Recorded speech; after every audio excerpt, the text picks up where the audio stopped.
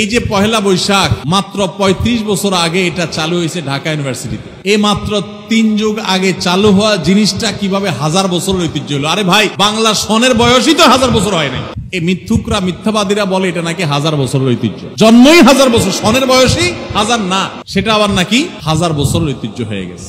পহেলা বৈশাখ, আমরা আমাদের শৈশবেও পহেলা বৈশাখের এই রূপ কেউ দেখি নাই।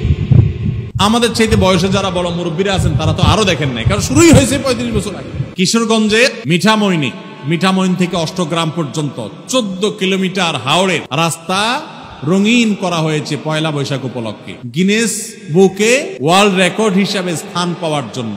১৪ কিলোমিটারে সম্ভবত ৯,০০০ লিটার রং সেখানে ব্যবহার করা হয়েছে। রং ব্যবহার করা হয়েছে মানে কি? কেমিক্যাল না সব। আর আপনারা হাওড়ের যে রাস্তাটাতে রং করা হয়েছে আপনারা দেখেছেন, এই রাস্তাটা বাংলাদেশের খুব সুন্দর রাস্তাগুলোর একটা, মানে দৃশ্যটা সুন্দর, দুই ধারে পানি, অথই মাঝখানে রাস্তাটা দেখতে চমৎকার লাগে। তো এই যে রংগুলা, এগুলা ধুয়ে কোথায় যাবে? হাওড়ের পানিতে যাবে না? তাতে তো পানির জন্য, মাছের জন্য খুব উপকার হবে। কি বলেন? রঙের গ্রান, কেমিক্যাল, এগুলো মাছের স্বাস্থ্যের জন্য অনেক ভালো না? এই যে রাস্তায় রং করছে, মানুষের ঘর বাড়িতে রং নাই, বাসের রং নাই, পাবলিক পরিবহনের রং নাই, ট্রেন গুলার রং নাই, সিল সপ্পর সালবাকলা উঠে গেছে, অবস্থা খারাপ, কোন শ্রী নাই, রূপ নাই, জায়গা মতো রং না করে কোথায় রং করতেছে? রাস্তায়। তাও আবার হাওড়ের মধ্যখানে রং করতেছে যে জীববৈচিত্র্য ধ্বংস হয়ে যাবে। এরাই নাকি আবার কলা বিজ্ঞানী। আজকে সারা দেশে পহেলা বৈশাখ পালিত হয়েছে। এই পহেলা বৈশাখকে কেন্দ্র করে মঙ্গল শোভাযাত্রা, হোলি খেলা, পান্তা ইলিশ নিয়ে মুসলমানদের নামধারী অনেকে মেতে উঠেছে, যা অত্যন্ত দুঃখজনক। এই পরিস্থিতি ধর্মপ্রাণ মুসলমানদের কি করণীয় হতে পারে আপনার সুযোগ মতামত আশা করি। ভাই, এই বিষয়গুলো বারবার বলা হয়েছে, তারপর যদি প্রশ্ন করেছেন, খুব সংক্ষেপে একটু বলার চেষ্টা করি। দেখুন, আমরা বাংলাদেশের মানুষ, বিশেষ করে মুসলমানরা অত্যন্ত শান্তিপ্রিয়। এখানে হিন্দু মুসলমান সব ধর্মের মানুষ মিলে মিশে শান্তিপূর্ণভাবে বসবাস করে। আমি প্রায় সময় বলার চেষ্টা করি, আমাদের পার্শ্ববর্তী দেশ ভারতে, আমাদের আশপাশের বিভিন্ন দেশে বিভিন্ন সময় ধর্মীয় দাঙ্গা আমরা শুনি। প্রায় সময় বাংলাদেশের ইতিহাসে উল্লেখযোগ্য সেরকম সমস্ত দেশের মতো একটা দাঙ্গাও কখনো হয় নাই। এখানে মুসলমান এবং হিন্দু, অন্য ধর্মের মানুষ সবাই মিলেমিশে থাকে। এরপরেও মুসলমানদের উপরে নানাভাবে হিন্দু ধর্মের বিভিন্ন কালচার, কৃষ্টিকে চাপিয়ে দেওয়া হয়, কখনো বাঙালিয়ানার নামে, কখনো একটা ডাহা, মিথ্যা, হাস্যকর কথা ১০০০ বছরের ঐতিহ্যের নামে। এই যে পহেলা বৈশাখ মাত্র ৩৫ বছর আগে এটা চালু হয়েছে ঢাকা ইউনিভার্সিটিতে। এই মাত্র ৩ যুগ আগে চালু হওয়া জিনিসটা কিভাবে ১০০০ বছরের ঐতিহ্য হলো? আরে ভাই, বাংলা সনের বয়সই তো ১০০০ বছর হয় নাই। এই মিথ্যুকরা, মিথ্যাবাদীরা বলে এটা নাকি ১০০০ বছরের ঐতিহ্য। জন্মই ১০০০ বছর, সনের বয়সই ১০০০ না, সেটা আবার নাকি ১০০০ বছরের ঐতিহ্য হয়ে গেছে। পহেলা বৈশাখ, আমরা আমাদের শৈশবেও পহেলা বৈশাখের এই রূপ কেউ দেখি নাই। আমাদের চাইতে বয়সে যারা বড় মুরব্বীরা আছেন তারা তো আরো দেখেন নাই, কারণ শুরুই হয়েছে ৩৫ বছর আগে। আমরা পয়লা বৈশাখে দেখেছি হালখাতা, তার আগে খাজনা উঠানো। হঠাৎ করে এটা আমদানি করে হিন্দুদের চৈত্র সংক্রান্তি, আশ্বিন মাসে রান্না করে কার্তিক মাসে খাওয়া, বিভিন্ন প্রাণীর মুখোশ এগুলো নিয়ে যাওয়া, বিভিন্ন অশুভ শক্তি থেকে পানা চাওয়া, আশ্রয় চাওয়া। এরপরে পয়লা বৈশাখ উপলক্ষে কি একটা গান গায়, অগ্নি স্নানে শুচি হোক ধরা। মানে কি? আগুনের গোসলে পৃথিবী কি হোক? পবিত্র হোক। আগুন দিয়ে কি পৃথিবী পবিত্র হয়? কোরআন বলে আগুন হলো পাপিষ্ঠদের শাস্তি দেওয়ার মাধ্যম। এটা কি পবিত্র হওয়ার মাধ্যম? এটা হিন্দু ধর্ম মতে হতে পারে। তো খুব দুঃখজনক বিষয় যে সারা বছর জুড়ে হিন্দুর যত পূজা অর্চনা আছে সবগুলো একসাথ করে বাঙালিয়ানা ট্যাবলেট দিয়া মুসলমানদেরকে খাওয়াই দেওয়া হচ্ছে।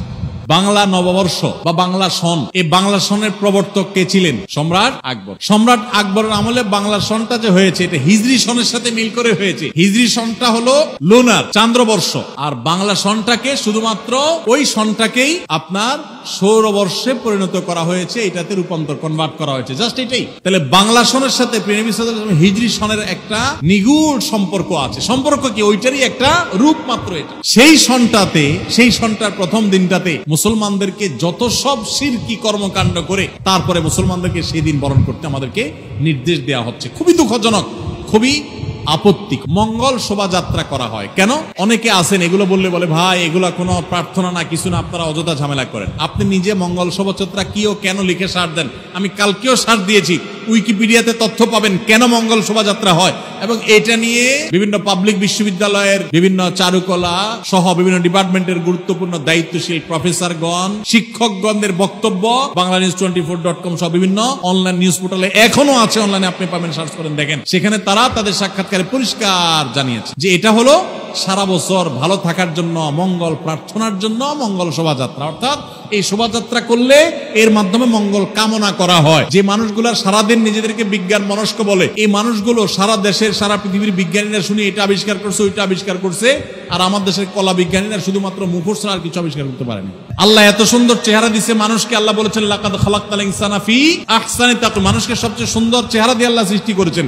আর এরা ওই সুন্দর চেহারার উপর একটা বানর, একটা পেঁচা, একটা হনুমানের চেহারা দিয়ে দেয়। শোভাযাত্রা করলে পেঁচা, হনুমান, হিন্দুরা দেখবেন যে সমস্ত প্রাণীর পূজা করে, যেগুলোর পুজো করে, যেগুলোর মূর্তি বানায় পূজা করে, আপনারা দেখবেন অবাক করা বিষয়, সেগুলোই ঘুরে ফিরে বা বেশিরভাগ ক্ষেত্রেই সেগুলোর এই মুখোশ কোষ এগুলো নিয়ে শোভাযাত্রা করছে, র্যালি বের করছে, মিছিল বের করছে। কেন? মঙ্গলের জন্য। মঙ্গল শোভাযাত্রা মানে কি? মঙ্গলের জন্য, মঙ্গল কামনা করে শোভাযাত্রা করা। এই মিছিল করলে, শোভাযাত্রা করলে এই সমস্ত মুখোশ, পেঁচা টেচা, এই সমস্ত বানর, আপনার ইঁদুর, এটা সেটা, এগুলোর মুখোশ নিয়ে রাস্তা দিয়ে ঘুরলে যদি মঙ্গল হয়, কল্যাণ হয়, তাহলে সব বাদ দিয়া সারা বছর এই কাম করো না কেন? মঙ্গলের মালিক কে? আল্লাহ রাব্বুল আলামিন। প্রতিদিন 5 ওয়াক্ত নামাজে আল্লাহ বলছেন হাইয়া আলাল ফালাহ, তোমরা এসো কিসের দিকে? মঙ্গলের দিকে। মুয়াজ্জিন ডাকছেন আল্লাহর পক্ষ থেকে, এসো কিসের দিকে? মঙ্গলের দিকে। মঙ্গলের দিকে আপনার যে যাত্রা হবে সেটা হবে মসজিদে যাওয়ার মাধ্যমে। কিসের মাধ্যমে? সেটা ওই বিভিন্ন প্রাণী প্রতিমার মুখোশ নিয়ে রাস্তায় চলাচল করা, র্যালি বের করার মাধ্যমে। আপনারা দেখেছেন কিশোরগঞ্জে মিঠামইন থেকে অষ্টগ্রাম পর্যন্ত 14 কিলোমিটার হাওড়ের রাস্তা রঙিন করা হয়েছে পয়লা বৈশাখ উপলক্ষে, গিনেস বুকে ওয়ার্ল্ড রেকর্ড হিসাবে স্থান পাওয়ার জন্য। 14 কিলোমিটারে সম্ভবত 9000 লিটার রং সেখানে ব্যবহার করা হয়েছে। রং ব্যবহার করা হয়েছে মানে কি? কেমিক্যাল না সব। আর আপনারা হাওড়ের যে রাস্তাটাতে রং করা হয়েছে আপনারা দেখেছেন, এই রাস্তাটা বাংলাদেশের খুব সুন্দর রাস্তাগুলোর একটা, মানে দৃশ্যটা সুন্দর, দুই ধারে পানি, অথই মাঝখানে রাস্তাটা দেখতে চমৎকার লাগে। তো এই যে রংগুলা, এগুলা ধুয়ে কোথায় যাবে? হাওড়ের পানিতে যাবে না? তাতে তো পানির জন্য, মাছের জন্য খুব উপকার হবে। কি বলেন? রঙের গ্রান, কেমিক্যাল, এগুলো মাছের স্বাস্থ্যের জন্য অনেক ভালো না? এই যে রাস্তা রং করছে, মানুষের ঘর বাড়িতে রং নাই, বাসের রং নাই, পাবলিক পরিবহনের রং নাই, ট্রেন গুলার রং নাই, সিল সপ্পর সালবাকলা উঠে গেছে, অবস্থা খারাপ, কোন শ্রী নাই, রূপ নাই, জায়গা মতো রং না করে কোথায় রং করতেছে? রাস্তায়। তাও আবার হাওড়ের মধ্যখানে রং করতেছে, যে জীববৈচিত্র্য ধ্বংস হয়ে যাবে। এরাই নাকি আবার কলা বিজ্ঞানী। এরা আমাদেরকে সারাদিন জ্ঞান দিতে আসে, সবক দিতে আসে। আল্লাহ তাআলা এই অপসংস্কৃতি থেকে আমাদেরকে সবাইকে রক্ষা পাওয়ার তৌফিক দান। বাঙালিয়ানার নামে হিন্দু ধর্মের কৃষ্টি কালচার মুসলমানদেরকে চাপিয়ে দেওয়ার যে অপচেষ্টা, কিয়ামত পর্যন্ত এদেশের মানুষ সেটাকে মেনে নেবেন ইনশাআল্লাহ। জোর করে চাপাই দেওয়া সংস্কৃতি সমস্ত মিডিয়া মিলে একযোগে প্রচার করেও আপনার এলাকায় কয়জনকে নামাইতে পারছে?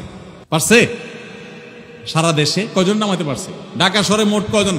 আমরা যদি ঢাকা শহরে কোটি মানুষ বসবাস করি, কোটি মানুষের ভিতরে কত মানুষ বের হয়েছে? সামান্য কিছু মানুষ বাইরে, তাই না? সমস্ত মিডিয়া মিলে সকল যন্ত্র একসাথে প্রচার চালিয়েও তো কই লাখ মানুষকেও তো বের করতে পারেননি। এদেশে মানুষ ধর্মপ্রাণ। মুসলমানরা মুসলমানদেরটা, হিন্দুদেরটা হিন্দুরা। একজনটা আরেকজনকে চাপিয়ে দিবেন না। আজকাল খুব ভয়ঙ্কর ভাবে শিক্ষার নামে, সংস্কৃতির নামে এগুলো পুশ করা হচ্ছে, অ্যাগ্রেসিভলি পুশ করা হচ্ছে। ইমানের দাবির কারণে এগুলো থেকে আমাদের বেঁচে থাকতে হবে। আল্লাহ আমাদেরকে তৌফিক দান করুন। আমরা মঙ্গল কামনা করব কার কাছে?